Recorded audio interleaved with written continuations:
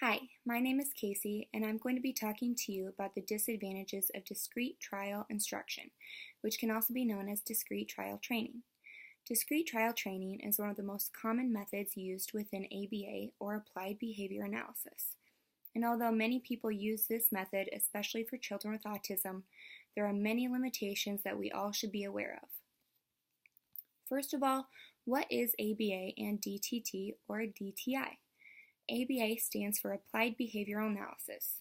It uses a variety of scientifically proven interventions and techniques to help with students with autism spectrum disorders. When administered by a qualified ABA therapist, ABA can help students achieve positive behavioral change and develop functional life skills. In discrete trial training, students complete very structured and controlled tasks quickly and repeatedly. First, a trial begins with an antecedent. This can be some combination of verbal and nonverbal stimulus to draw out the desired response from the student. Typically, the trainer begins with a short, clear instruction or question. In most cases, this antecedent is then followed up with a prompt, which could be a gesture where the desired result is modeled by the teacher, or a partial gesture where the teacher directs the student toward the desired result without actually modeling it. For example, a teacher may hold up a picture of a ball and say, "What is this?" "Ball." She may then repeat the question with or without the answer in order to encourage the learner to say ball. Following the antecedent and any teacher prompting, the student is expected to respond in a specific targeted manner.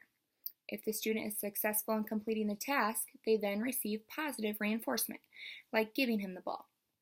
In order to be effective, the rewards must be tangible and be given to the learner immediately. Otherwise, the learner may not associate them with the behaviors being taught.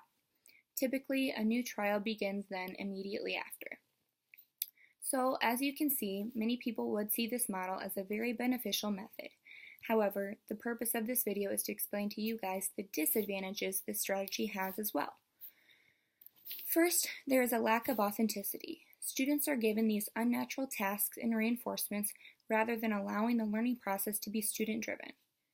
Next, DTT requires extra efforts to help promote optimal generalization and discrimination. The structure of this teaching arrangement may lead to rote responding, or memorizing through repetitions. The reliance upon a set and controlled learning environment means transfer trials are required for students to carry developed skills into their real-life settings. For example, a student who can identify a car presented as a picture or toy during this DTT session will need additional training to be able to identify a full-sized car in the real world. Variables like size, color, shape, and model could all be potential hurdles. DTT is heavily prompt reliant. It may be difficult for the child to move from this structured teaching arrangement to the natural environment where prompting and fading strategies as well as continuous and immediate reinforcement are not always provided. ABA therapists are required to fade the prompts over time in order to ensure the skills can translate to the student's natural environment. DTT can exclude other helpers. It can be difficult to include untrained adults, siblings, or age-level peers in the DTT process due to the rigid procedural structures required for effective outcomes.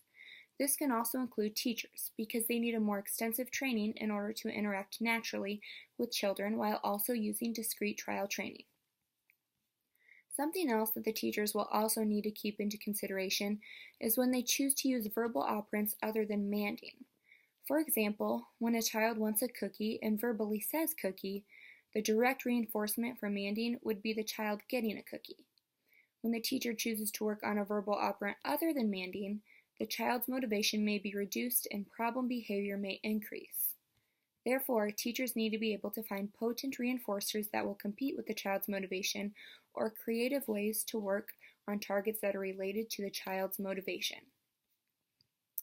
Lastly, DTT may require many hours depending on the child.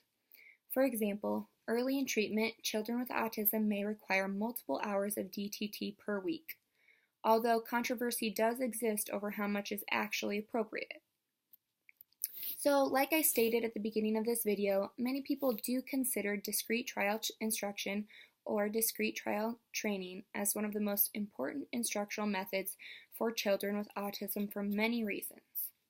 On the other hand, there are also many limitations that come along with this method that could have a strong impact on the actual effectiveness of the method.